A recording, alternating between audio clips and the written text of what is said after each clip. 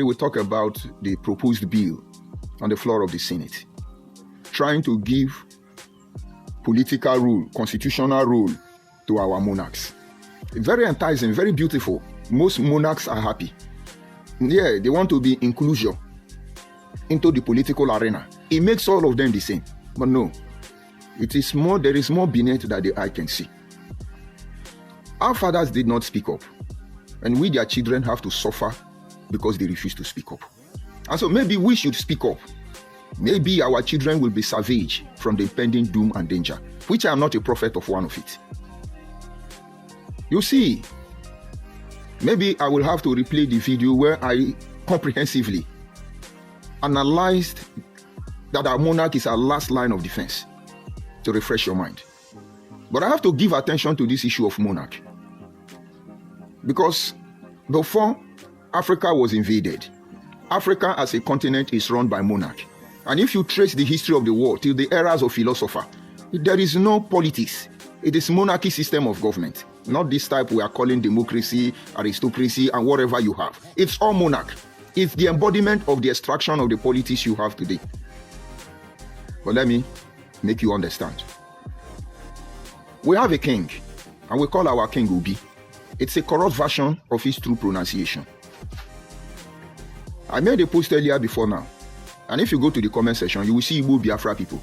They are crying already that Obi, Obika, Benoba is an Igbo name.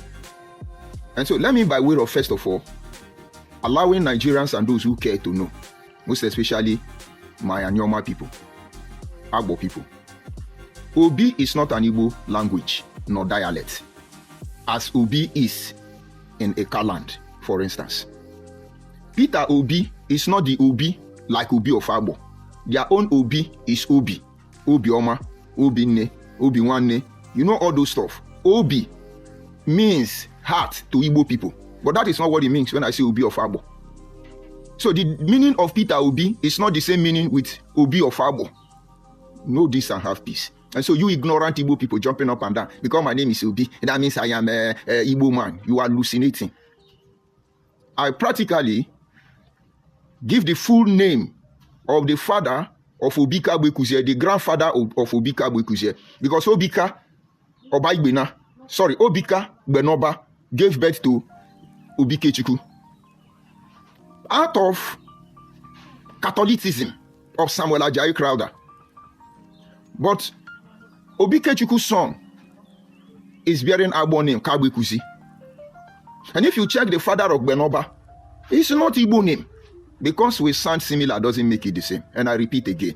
Peter Obi, as in Obi of Peter, as in Obi of Kiririnke, it's not the same meaning with Obi of Eka people or Anyoma people. When we say Obi of Agbo, Obi of Umunede, Obi of Akomase, Obi of Utokbo, Obi of Utulupu. All these Obi and Peter Obi may be the same spelling. They may be the same vowel sound, but they have different meaning day and night. I repeat again. The Obi of a king originally is not Obi, but a corrupt version of the real name. But Obi, as in Peter Obi of Undi Igbo, mean Obi. They are not the same. So you ignorant people, when you see such name that sound similar, stop fooling yourself. This is not the era of believing. We've passed that stage. This is the era of knowing. For instance, you have Ola in Yoruba language. You have Ola in Igbo language. And you have Ola in Bayelsa. Some Bayelsa community use Ola. The same spelling, the same vowel sound. But the difference between them is like day and night. They are not the same. And for instance, I have a friend from Bayelsa. He's late now. His name is Ola Joseph. It looks as if he's a Yoruba man, but he's a German. That Ola is a different meaning from Yoruba Ola or Igbo Ola. And so if I come out today, I say I am Ola Oluwa or Ola and remove the Oluwa, you will not know I am. You will be confused. Yoruba can claim me, Igbo can claim me, Bayelsa can claim me, or rather Ijo can claim me. But that does not make me to belong to any of them. Because the last time I checked, to the Igbo man, Ola means ring. And to the Yoruba man, Ola means tomorrow. And to the Bayelsa man, it's a different ball game. Why don't you deal with it, Igbo people? Now, why did I step up on this way? It's about the issue of the proposed constitutional bill on the floor of the Senate. Now we have finished treating, or we are still treating about the issue of a normal state creation. But all of them, we are studying this bill. Like I said in my yesterday broadcast, President Ahmed Bola Tinubu may not know what he's dabbling into.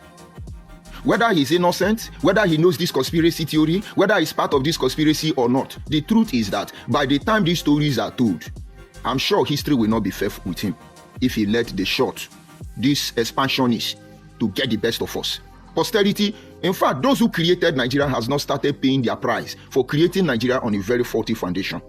Some group of ethnic groups in Nigeria saying they are majority, living on the expense of the minority. And has that problem, have we not suffered enough from that problem? Can't we learn? Because that is what all this monarch issue is all about. I talked about the role, giving them political role. Are you turning them to partisans? Are they going to use us now to snatch ballot boss? What role do you want to give to them that they are not working in collaboration with the government already? But that is not the role they want to give them. The role they want to give to our monarch, which they are not telling you now, which they are not speaking out, is the role to control them. Because one of them is debating on who will be permanent chairman of monarchs. And if I were to paraphrase what they mean, that the king of Hausa people and the king of Yoruba people will be permanent chairman of the council of monarchs. Does it make? Are you getting it? Because they've not come out yet. That the king of Yoruba people and the king of Hausa people will become permanent chairman when it comes to the affair of monarchs. It looks beautiful to Yoruba and to Hausa, but the Igbo is not saying anything there. Because after all, Igbo, they don't have king. They have nothing to lose. They have everything to gain. That is why Igbo is not crying over it. Because normally, if Igbo have king, they would have said the king of Yoruba, the king of Igbo, and the king of Hausa will become permanent chairman to the International National Congress Party, political party of monarchs. Why are you people doing this thing? Go back and ask King Charles. Or go back and ask the British monarch. Is that how they use their own monarchs? But we know the game. Not everybody has seen it. But you see, those of us who reason anti-clockwise, when we see, we will tell you, if you have the ability to comprehend, if you are sincere enough, if you care enough for the people, do the right thing. But to you, it looks normal. First of all, why are you people doing this thing? Let me try to bring it down. Those who invaded Africa never met any governor. They never met any president.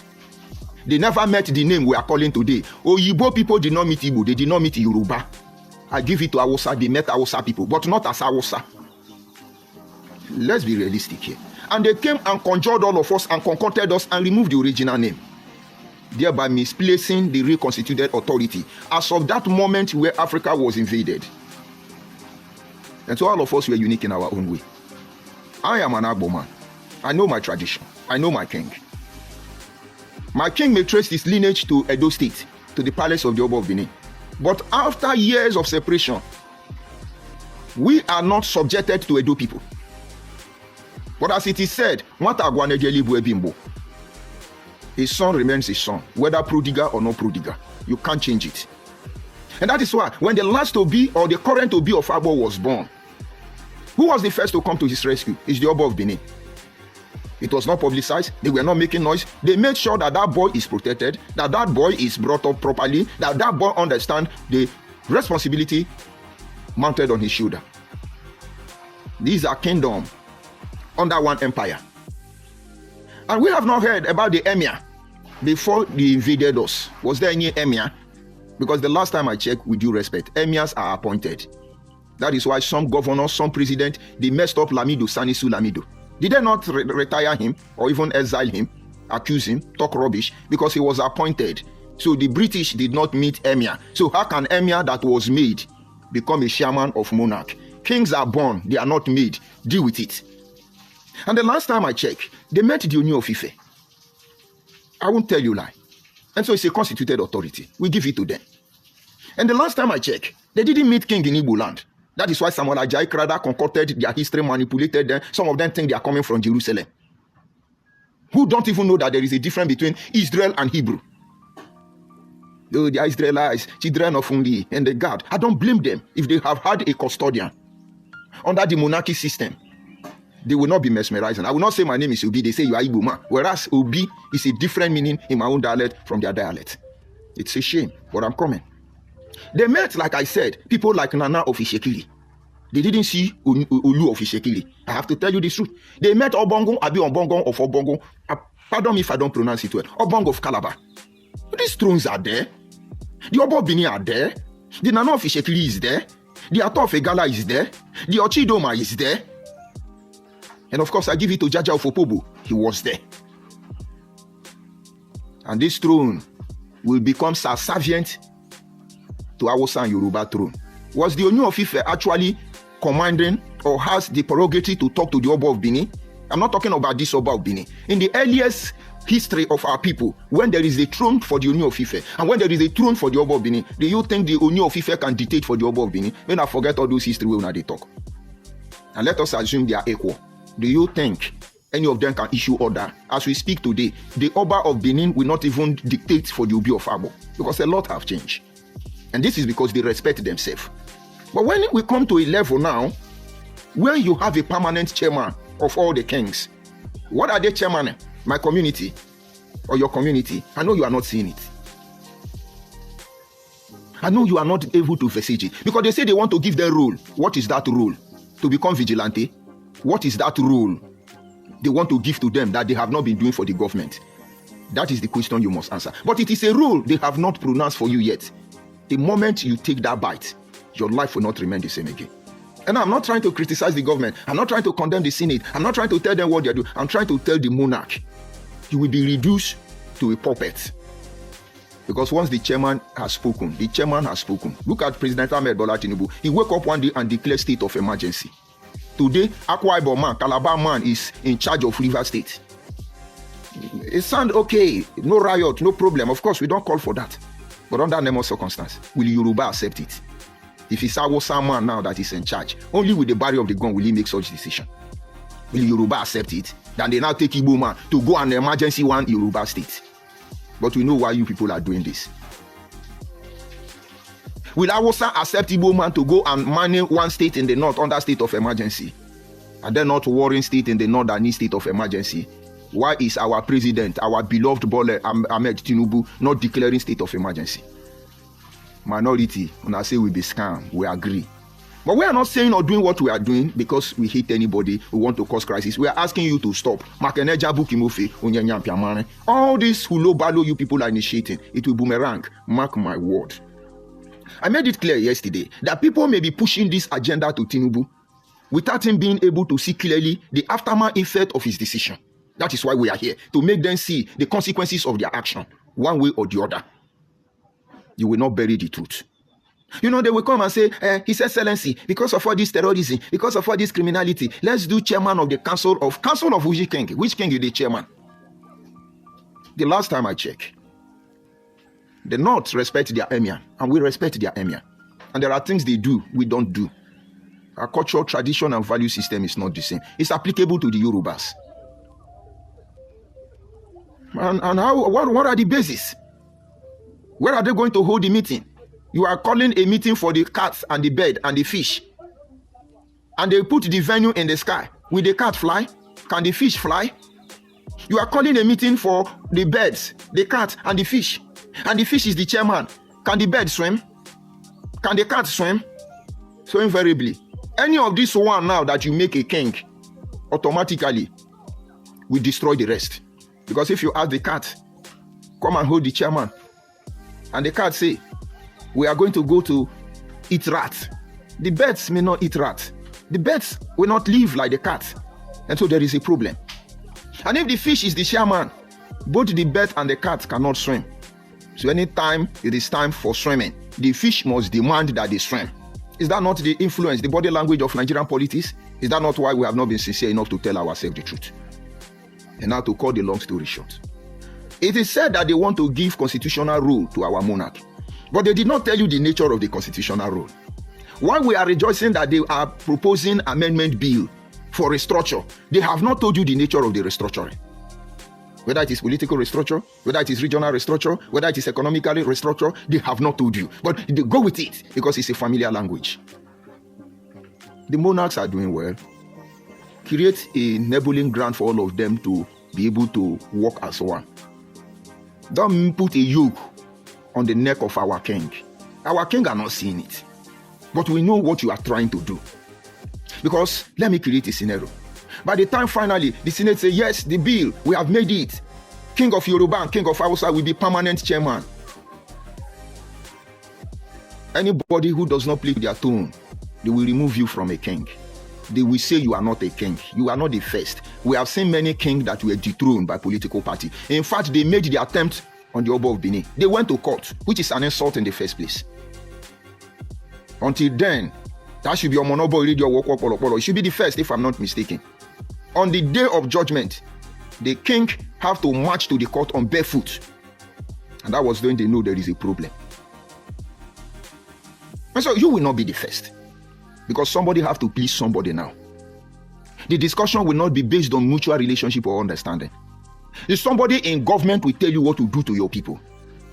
And you see, when we start fighting our king, you don't have any kingdom nor throne. Go to Obiefe Zomo or our kingdom and watch the body language of what is going on there. If the people have their way, our kingdom will be torn apart. I've said it severally. I do not intend to waste too much time here, but rather to tell those who know the president, to tell him that those things is still trying to make minorities scam. Why did you not say that the Obi of Agbo, or the Oba of Benin, or the Oba Bang of Calabar? Why did you not say the Olu of Warri, for instance, they will be the permanent chairman? Can't minority be something relevant? Until there is problem, you people will not discover it. Nigeria started this way. Every election, we know, under democratic setting, that Hausa man is going to be the president, whether we like it or not. We know that, yes, Yoruba man will be the vice president, whether we like it or not. And finally, Igbo man must be the Senate president, whether we like it or not. Until there is a little political misunderstanding. That is when you now use minority. Akpabio is now there. Where is Okadibo? Where are all those line of Igbo from one to another? Pious and impious. Where are all of them? Ike Kurimadu. Where are all of them? Was there no other competent Senate president when they were lining up Igbo by Igbo by Igbo? We know the game. Don't bring it to our tradition. The monarchs are going on well. And I ask, which role do you people want to give them? You have not given them before. Except there is a plot from the inside to destroy our monarchy. Which is the last defend outpost of any people who have one. And so those of you who are close to the monarchs, ask them to review it. Before now, Nigeria used to shift it from this one to this one. There was a time Obong was in charge as the chairman. And after his tenure, they moved. And sometimes they will be of Agbo. And sometimes they gave to other ones. What happened to that rotation? What happened to that rotation? You are crying for rotational presidency. And yet you want to make a permanent chairmanistic. Who they deceive you here? It's just that I do not have enough words to explain what we are seeing in this very game. And believe me, they can pass this bill and everything move on fine. But when it will start, it will be too late to cry.